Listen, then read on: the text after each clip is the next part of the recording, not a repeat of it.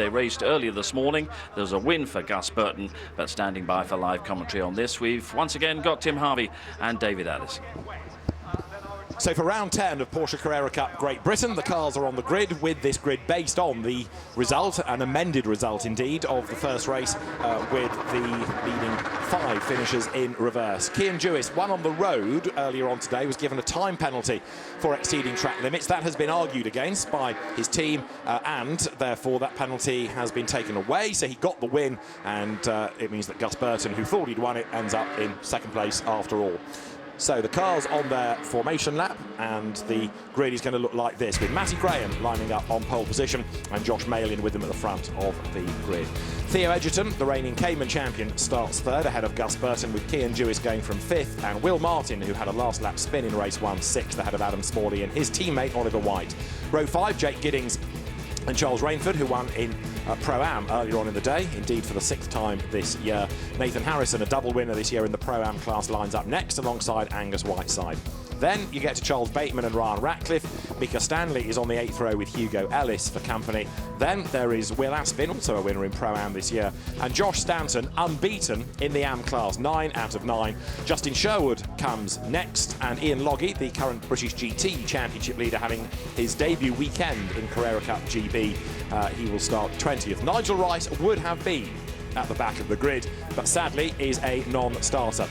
The reason that Nigel Rice is a non-starter is this incident. Nigel in the blue car came together with Ian Logie heading into bomb hole in race 1. It was a big roll, a big impact as the car landed on the very hard earth, and Nigel Rice, who's in his 60s now, going through a really nasty accident. A very nasty looking accident, because the car gets flipped up from contact of the left front and right rear before Nigel's even had any chance to brake at all. And as you can see, the very hard earth areas, that really takes a big impact. So unsurprisingly, Nigel will not be out in this race too.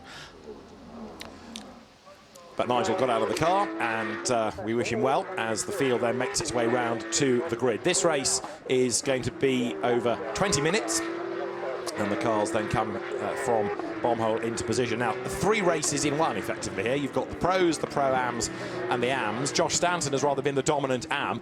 Pro-Am, yes, the pendulum is rather sort of tilted towards Charles Rainford, but there are some really good battles there. And, of course, the Pro category has been electrifying all season. And we've got a partial reverse grid, so we've got plenty of action to come in this race. Race 1 was 40 minutes. This will obviously be a lot less. This will be a 20-minute race, so half the distance. The tyres were absolutely goosed at the end of the 40-minute race. They'll be grateful to have a shorter race, but nevertheless, tyre management is a factor in this race. It's so hot now.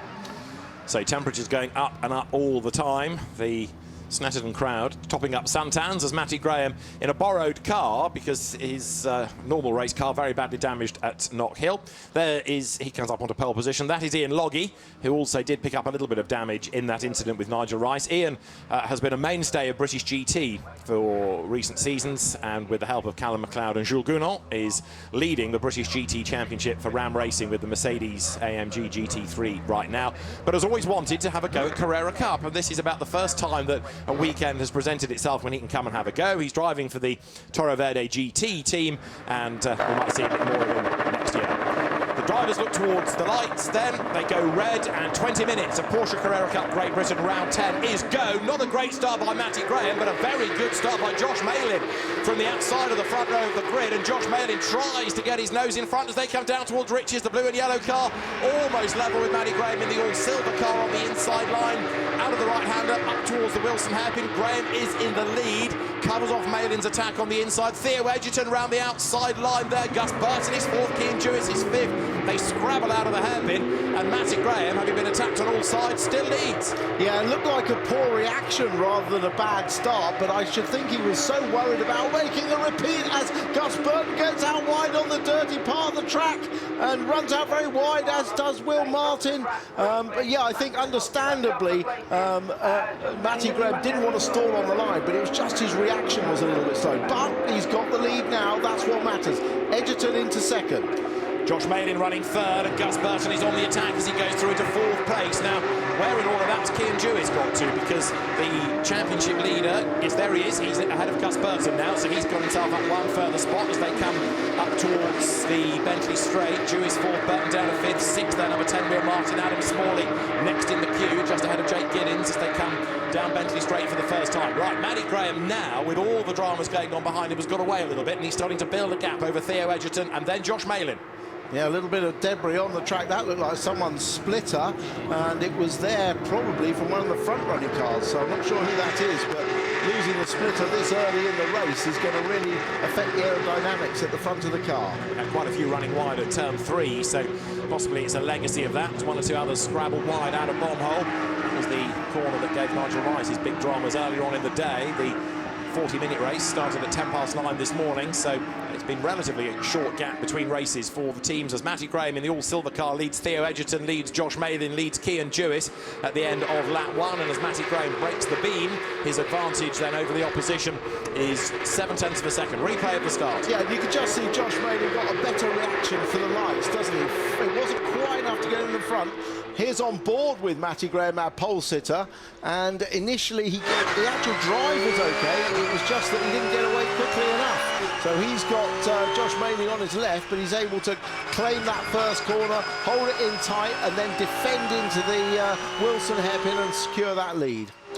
So the field then on lap 2, clock ticks on down, and in the first race of the day, admittedly in cooler conditions, the fastest lap was at 1:51.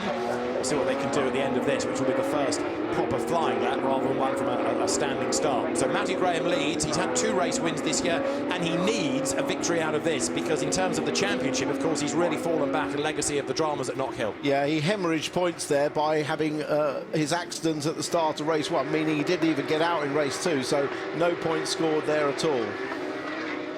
Now another replay of earlier dramas. That's Hugo Ellis in the Napa Racing JTR entry, getting up the inside of Will Aspin and now breaking himself, so the door is open. Aspin number 9 up the inside to try to retake the place, but he couldn't do it. Elbows out from Hugo Ellis. Yeah, Will Aspin's actually been off racing in the Benelux series, where previous Carrera Cup champion Harry King is racing and actually dominating that championship in addition to his Super Cup programme. But yeah, Will Aspin took the opportunity to race in Benelux last weekend just to gain some more seat time, some more experience.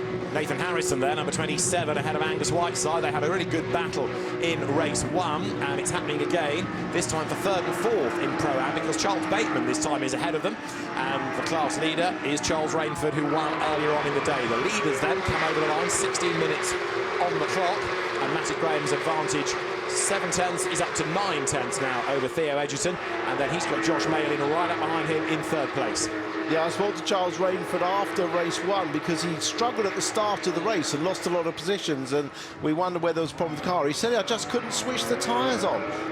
Will Martin again having a go at Gus Burton, but not getting through, and then lighting the tyres up on the way out.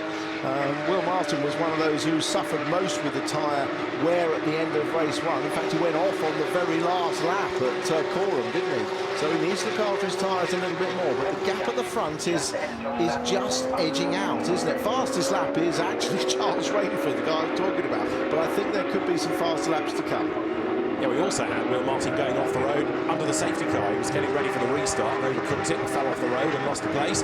But that was corrected post-race as the cars then, with 15 minutes on the clock, head towards us there. Charles Rainford again getting a little bit sideways, but as you say, he's done that overall fastest lap, not just in class, but the fastest lap outright, as he runs currently in 9th place.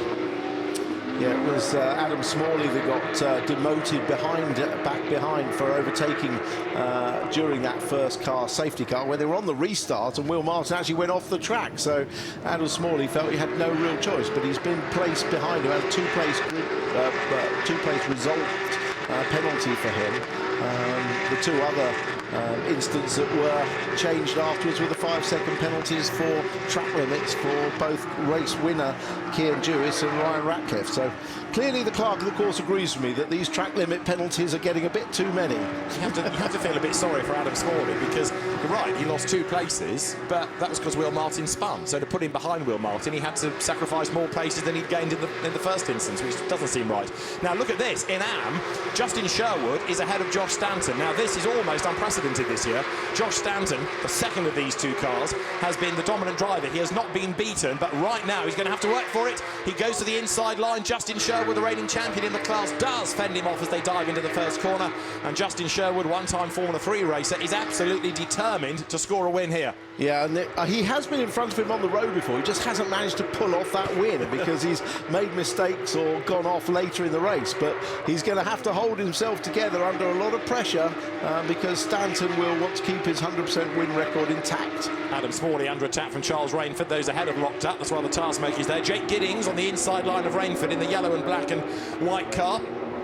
But he can't get past Charles Rainford. Behind all of them is Oliver White, the former Formula 4 1600 star, and Adam Smalley, the Porsche junior driver for this season and next, comes then now into Oggies up the short straight towards Williams and then to Bentley straight, getting away a little bit now, while Charles Rainford has to make that car, number 99, as wide as possible. Always difficult for Charles Rainford because he qualifies and races well above his other Pro-Am category drivers. So he's sort of fighting against the pro drivers, albeit he's not fighting for points in his class.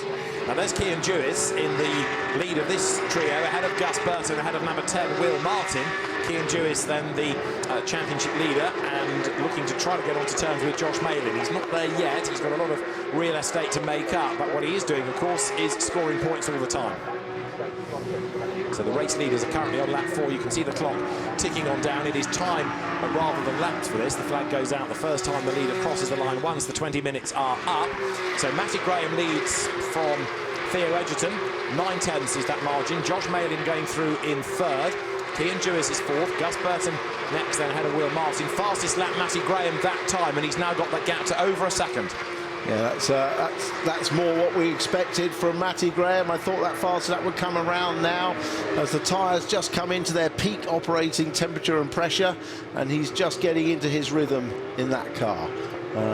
The points really did change after race 1 because they came into this meeting very close on points between Jewis and Martin, but now after race 1 Jewis had an 11-point lead, and he's going to try and stretch that out in this race.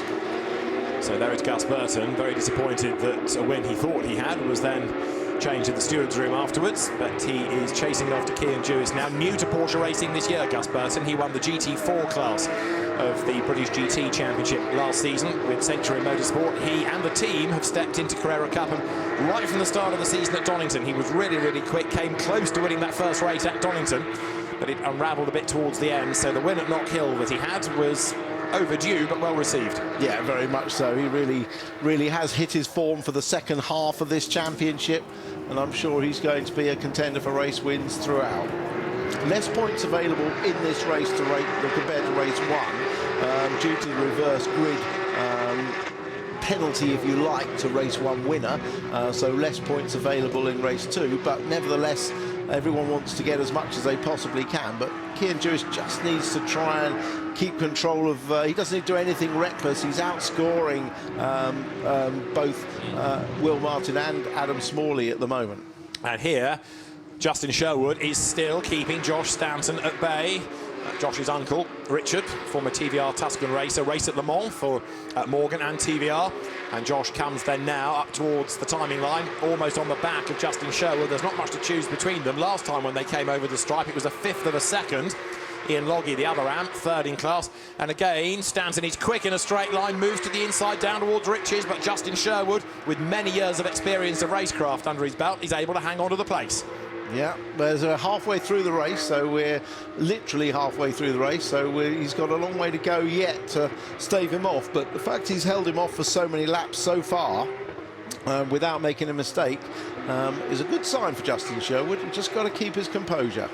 So he comes out of turn 3 on this 6th lap. Now, Theo Edgerton in 2nd place has done the fastest lap of the race.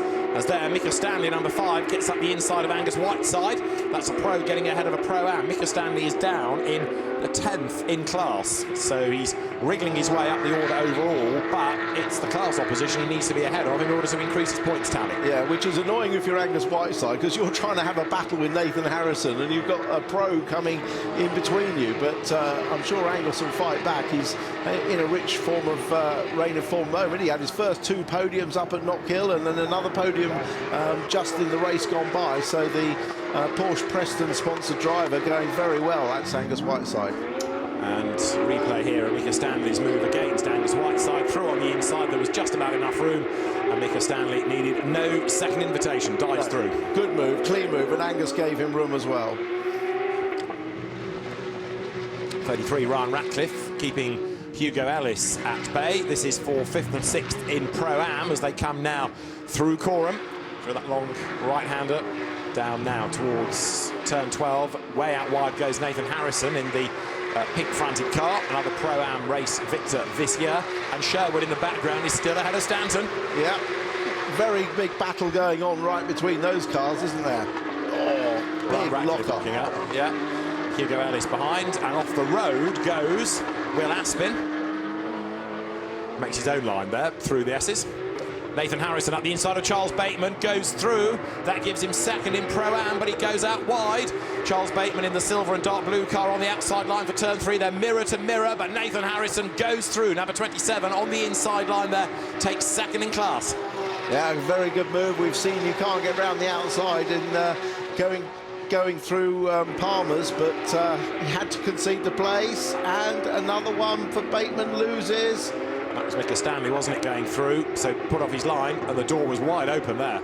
Yeah, no second invitation required. So Bateman needs to just get a grip of himself and try and recover. Oh, lock up from Whiteside coming into Oggies. Does that send him wide? No, he's able to stay on line. So the race leader, Matty Graham, is only 11 tenths ahead, but Theo Edgerton 2nd, Josh Malin 3rd, being able to maintain this gap over Cian Jewis, who is the best of the rest in 4th. There's the race leader. So Matty Graham in a borrowed car, being able now to extend that margin over Theo Edgerton. And this will be, admittedly, as Tim has explained, not as many points for a race win as you would have got for race 1, but important points nonetheless. Yeah, and still a point for fastest lap, which he has at the moment as well, Matty Graham. On board with him now as he comes up the start-finish line. In 5th gear. Obviously, these are paddle shifts, so the paddles are on the back of the steering wheel for up and down the gears. No ABS or traction control on these 520 horsepower 992 Type GT3 Cup cars.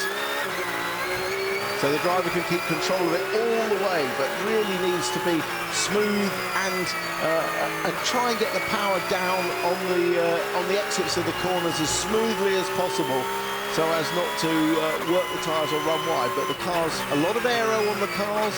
They're almost like a GT car without ABS and traction control. I've been lucky enough to have a couple of drives in them, and they are sensational bits of kit. Well, Matty Graham is exploiting this to the max, isn't he? Uses the curve, avoids those tyre stacks, sets the car up now for Oggies and then up towards Williams. It's not going to work it, it's not going to fight it. From the outside, it almost looks like it's an easy drive. On board, far from it. Yeah, lots of movement in the wheel. Look, little bits of correction all the time.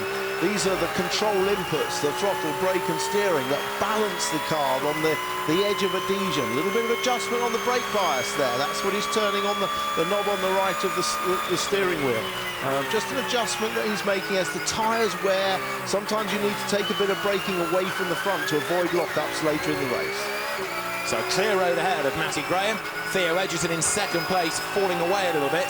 And Matty Graham is still absolutely committed to making sure he gets that fastest lap point. The fastest lap was done last time around. Through Coram he comes then now.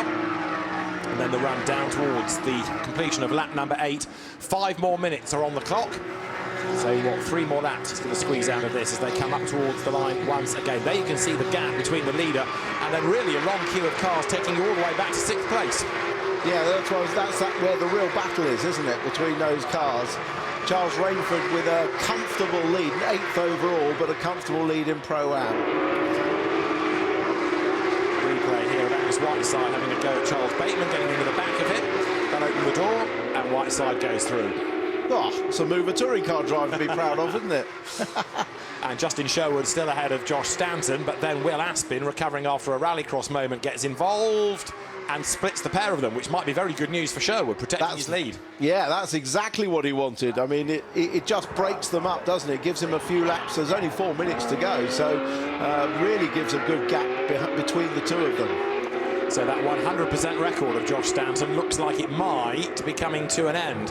And Justin Sherwood will be very pleased if he is the man to do it. There's the leader, Matty Graham then, 1.4 seconds to the good now, as he heads towards Bentley Straight once again. This is lap number 9. So Graham it is up front. Second, Edgerton. Third, Josh Malin, who has a park season behind it only, really. He's only done Knock Hill, replacing the injured Jack Bartholomew. Now this is Stanton, who's now stuck. He can't get past Aspin, and look, Sherwood has disappeared up the road. Yeah, that's great for Sherwood. He could break the duck, break the 100% record of Stanton in winning the Pro-Am classes. Aspin gets a wheel wide there, has to correct. We've got dirt on his tyres.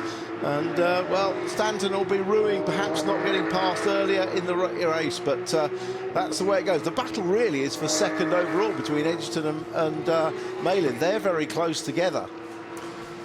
But look at the way that Sherwood has disappeared up the road. Josh Stanton is absolutely trapped, isn't he? Here are the race leaders then, coming through to complete lap number 9. Matthew Graham versus Theo Edgerton versus Josh Malin, but Graham's advantage increasing all the while. 1.4 seconds last time, 1.6 seconds this. They've got time for 2 more laps. Yeah, and the fastest, his personal fastest lap, as I suspected, Josh Malin on that lap as he closes up behind Edgerton. It's going to make an exciting battle for the last couple of laps. We saw Josh in the championship last season, but not this. So he's only done 3 races prior to this in this new iteration of the 911 GT3 Cup. And Josh Malin, who's a good character, is a really popular addition to the championship once again, and he's having a red-hot go at Theo Edgerton there. The gap has widened a touch coming out of turn 3, but Josh Malin is really pressing on. He has dropped to 10th in that first sector, though. Yeah, made a bit of a mistake at Agostini's, didn't he? But he's trying to recover it now. Through they turn once again. In 4th place is Kean Jewis, banking the points here. Almost like a cash register. Ka-ching. I'll take those for 4th. That's good enough. So a win and a 4th, not a bad points haul. No, you'll be very pleased with that. It's always good to come away from the weekend with more points advantage than you went in with. And I'm sure he'll be very pleased about that. Now a move from Stanton on Aspin. Looked at the inside, Aspin runs wide. He's got some very dirty tyres at Aspin. He just hasn't got the grip, has he? No, indeed. So the net result of the...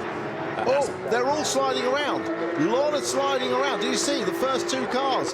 Both Matty Graham and Edgerton had big moments there at coming out of the Nelson tight right-hander. So there's a lot of dirt or some fluid or something on the track. So has somebody else been off and brought that onto the circuit? Let's find out. Down they come towards turn 12 now. Graham has managed to regroup after all of that, hangs on to the lead as next 2 through, Edgerton from Malin. Jewis is a little bit closer in 4th place. They're on to the last lap now. Through they go. That is Will Martin running in 6th place. So Will Martin over the timing line, chasing after Gus Burton, the Comline Richardson racing car in 6th spot. The last lap board is shown. Adam Smalley's been a bit disappointing in this. A rather distant 7th, hasn't he? Yeah, hasn't made progress at all, really. Disappointingly for him, I'm sure, because his championship has sort of slightly unravelled, isn't it? And but he's got the security of knowing he's a 2-year deal as the Porsche Junior, and it is often the 2nd year where the Junior comes really strong. True enough. There is Adam Smalley then. Ginetta ace last year, and now admittedly a race winner in Carrera Cup, racing the Super Cup as well at the Grand Prix, and was impressive, but that car's never really come alive in this race. Matty Graham's lead down slightly to a 2.5 coming onto this last lap. We've got Will Aspin into the pit lane with a punctured tyre, so it's not been a good day for Will Aspin at all. Dramas in both races, but Matty Graham up front, really good way to bounce back after Knock Hill. Yeah, pleased for him and the team, Redline Racing. He'll be happy to get a win, albeit a reverse grid one, but nevertheless they all count, and a win is a win. And I dare say Matty Graham will be back in his regular car. Look, that looks like the tyre carcass, perhaps from Will Aspin's car. This is the slippery bit, so he wants to be a little cautious into here. They'll lock up at the back there. That's Will Martin's car. He gets away with it. Well, he went off on the last lap of the last race, but managed to hold it on. But a fine drive by Matty Graham. So here they come, up towards Coram for the last time. Matty Graham it is who has led from the moment the lights went out. Theo Edgerton set for second. There are more bits of tyre to avoid, but into the last corner, Matty Graham is on target for a third win of the season. He accelerates up towards the timing line, and honours in round 10 of the Porsche Carrera Cup Great Britain go to a very happy Matty Graham for Red Line Racing, who wins. Theo Edgerton is second, and third, Josh Malin. Great result for him on the podium again. Fourth, Cian Dewis from Gus Burton, and then Will Martin. Adam Smalley is going to be seventh. Charles Rainford eighth to win in Pro-Am. But we need to look back to see whether Justin Sherwood is going to be able to hang on to a first win of the season. There, going through, is Hugo Ellis.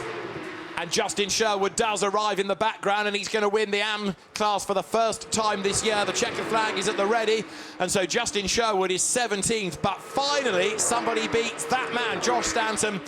9 out of 10. The 100% record comes to an end for Josh Stanton, and Justin Sherwood is the man that has done it. He's worked so hard for that all season. Ian Logie comes home in 19th place at the back, the third of the AMs, but Justin Sherwood will take that as a really hard-earned result, because Josh Stanton had positioned himself as the driver to beat within the class. But great job done by Justin Sherwood. Yeah, fantastic. Really pleased to see him, and hopefully that will encourage some of the other amateurs back into the championship who thought that Josh Stanton was unbeatable. Well, he's just been proven. They've just been proven wrong. Indeed, the cause is not lost. Matty Graham, though, great drive, fastest lap as well, and he wins by a second and a half. So Matty Graham.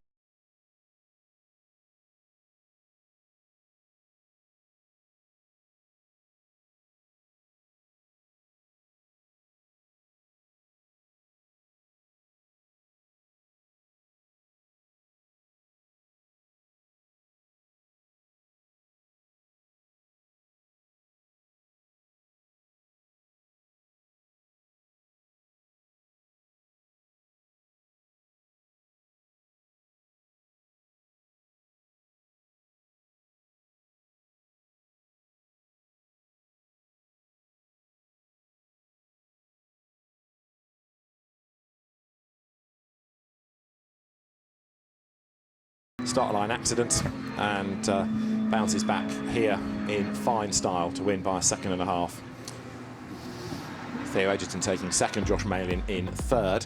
As far as the championship is concerned, it's now 13 points between Cian Dewis and Will Martin.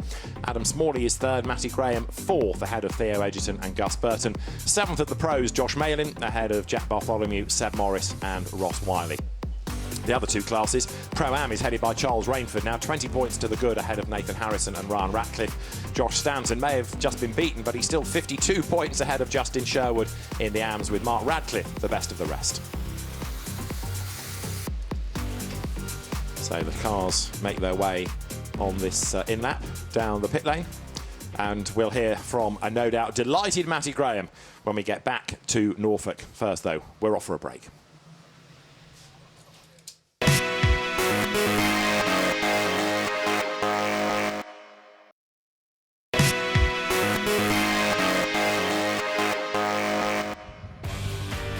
Porsche Carrera Cup, Matty Graham needed a strong performance to keep his championship alive. He hit the front in a borrowed car, and there were problems for first race winner Gus Burton. Solid lead for Matty Graham, and he was on course to his third race victory of the season, leading home Theo Edgerton and Josh Malin. And Louise is talking to the round 10 winner. Congratulations.